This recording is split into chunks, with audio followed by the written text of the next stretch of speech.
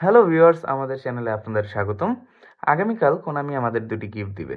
প্রথমটি হচ্ছে গিয়ে ট্রেজার লিঙ্ক ভার্সন 2 এবং দ্বিতীয়টি হচ্ছে গিয়ে ফেস্টিভ সিজন সিলেকশন টোকেন।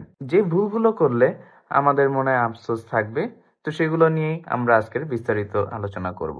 আমরা জানি ফেস্টিভ সিজনে এই 21টি স্পিন দিলেই আমরা সিলেকশন টোকেনটি পেয়ে যাব।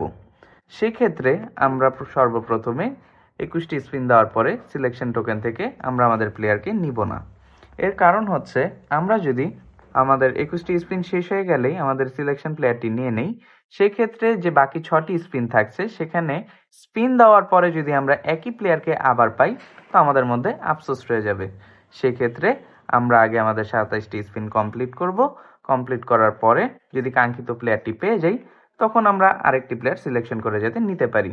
অন্যদিকে আমাদের সকলের অবসান ঘটিয়ে Konami treasure link version 2 box দিতে চলেছে। হয়তো সেখানে ফ্রি এপিক প্লেয়ারও দিতে পারে। গতবারের মতোই ট্রেজার লিঙ্কে 3টি স্লট দিবে। আমরা তাড়াহুড়ো না করে প্রয়োজনে সময় নিয়ে বেস্ট স্লট সিলেক্ট করব।